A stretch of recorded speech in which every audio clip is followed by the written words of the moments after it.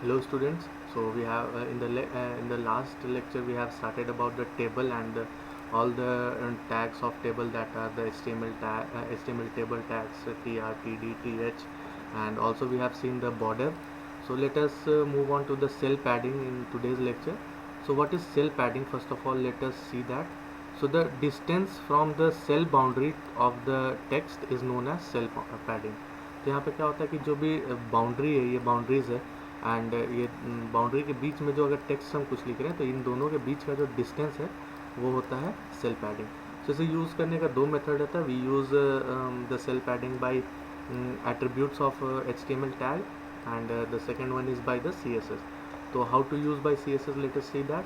So in this what we do that we have to define a style, and inside that style we use that inside a table all the th and td, मतलब जितना भी table heading and table data है उसके अंदर क्या होता है, border is of 1 pixel solid and the colour of the pixel is pink, and the border collapses. मतलब कोलैप्स का मतलब क्या होता है, ये दोनों के बीच का डिस्टेंस, ये कोलैप्स का क्या हो रहा है, एंड पैडिंग का वैल्यू इज़ 10 पिक्सल. तो इन दोनों के बीच का वैल्यू इज़ 10 पिक्सल. सो ये था cell padding. Let us move on to the cell with. It is also used in CSS, and we can specify the HTML table with using the CSS with property, and it can be specified in pixel or percentage. ये दोनों pixel and percentage में हम लोग use कर सकते हैं. So we can adjust our table width as per our requirement, and following is the example of display to display table width. So क्या करते हैं, टेबल के अंदर केवल width equal to 100%, और कुछ हमें एक्स्ट्रा नहीं लिखना, बस width equal to 100%. So let us see an example. Here what we give, first of all, the doc type HTML. This identifies, or this refers to the version of HTML which we are using. Again, in that HTML head, title, style sheet, and inside the table we are again giving the width equal to 100%. तो इसी तरह से करते हैं. ये percentage में हो गया, एंड इन पिक्सल में what we use the padding equal to 15 pixel. So the cell padding inside this will be of 15 pixel. So we will see all these tags in our tutorial class, in our practical classes. So no need to worry till now. So let's move on to the next one, that is HTML tag with call span. So what is row span and what is call span? First of all, let us see that. तो कभी भी अगर हम किसी दो column को मर्ज करते हैं, जैसे यहाँ पे ऐसा कुछ होगा, पहले यहाँ पे कुछ होगा, तो अगर हम इन दोनों कॉलम को मर्ज करना चाहते हैं, what we have to do, we have to merge this two columns. जिसके लिए हम क्या यूज़ करते हैं, col span, COLSPAN, col span. Okay. So col span use करके हम दोनों टेबल को मर्ज करते हैं. और सिमिलरली अगर रो स्पैन है, तो इन रो स्पैन क्या होता है, 2 और more than 2 rows are merge together. तो 2 या 2 से ज़्यादा रो को मर्ज करने के लिए we use row span. So let us see the its syntax and examples. So if we want to make a cell span more than one column, we can use call span. So दो column को अगर मर्ज करने के लिए what we use, call span. It will divide one cell or row into multiple columns, and the number of columns depend on the value of call span attributes. तो ये value किस पे डिपेंड करता है, जो वैल्यू हम insert करते हैं. तो ये CSS का कोड है, इसमें ज़्यादा कुछ नहीं करना होता है. इसमें what we have to do is that only we gives the cell padding value of 5 pixel or 10 pixel, anything like that. But let us see the HTML code कि इसमें क्या होता है. So table size with equal to इतना, ये हम लोगों ने देख लिया. TR टेबल रो, एंड इसमें क्या करते हैं, टेबल हेडिंग करते हैं नेम, तो ये नेम प्रिंट हो गया. Again when we move to the table heading col span equal to 2, तो जब ये कॉल स्पैन इक्वल टू 2 आया तो इसका मतलब क्या होगा कि अगले दो कॉलम को मर्ज करना.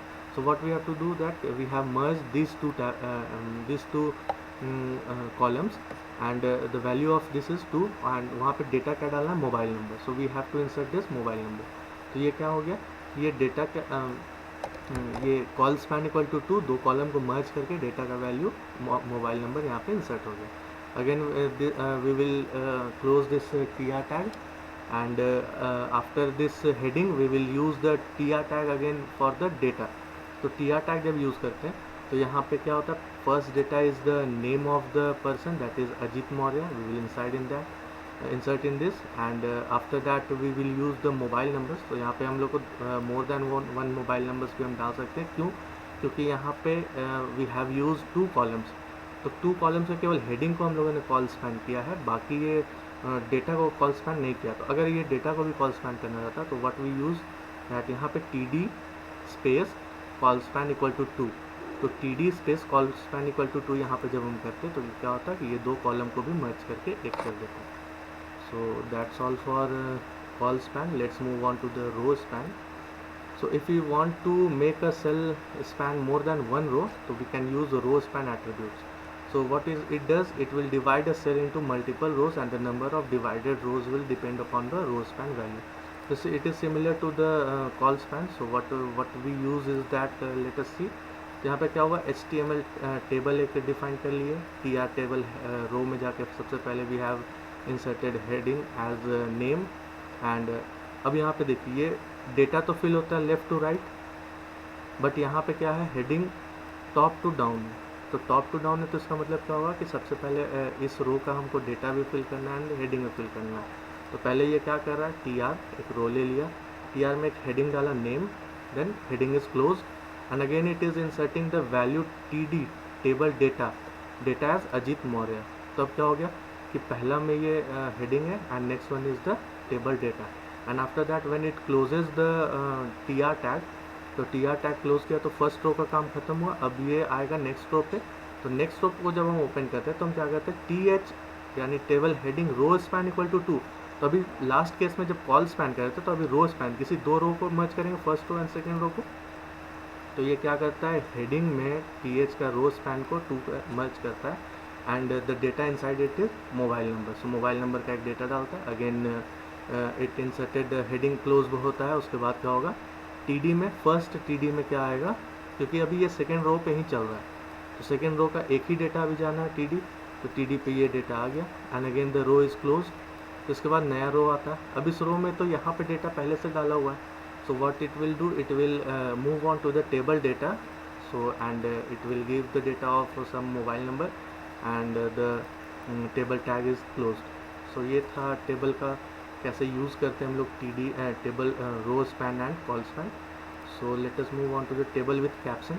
तो यहाँ पे हम लोग देख सकते हैं, ये बतला दिए थे कैप्शन यूज़ कैसे करते हैं, कि किसी भी एक टेबल का हेडिंग डालना है और सम कैप्शन अबव द टेबल, तो व्हाट वी यूज़ जैसे स्टूडेंट रिकॉर्ड. तो बस कुछ नहीं करना है, टेबल स्टार्ट किए, वहाँ पे कैप्शन डाल के एक टेक्स्ट डाल देंगे और कुछ nothing else. So here caption student record, caption is close. तो यहाँ पे क्या हुआ, टेबल के ऊपर एक स्टूडेंट रिकॉर्ड आ गया, and the entire code is same as above. So इस पर कोई चेंजेस नहीं करना. So this is about the caption tag. So let's move on to the TD tag. तो ये सब हम लोग यूज़ कर लिए, बट एक बार देख लेते हैं होता क्या इसका formal definitions and all the syntaxes. तो HTML TD tag is used for table data contains data of the table, and the TD tag must be of child element of TR. किसी भी रो के अंदर ही टेबल का data डालते ही हम लोग देख लिए थे. So let us see with the help of example कि फर्स्ट रो ले लेते हैं. तो TR ये टेबल आ गया. अब हेडिंग यूज़ कर रहे हैं यहाँ पे, तो TH.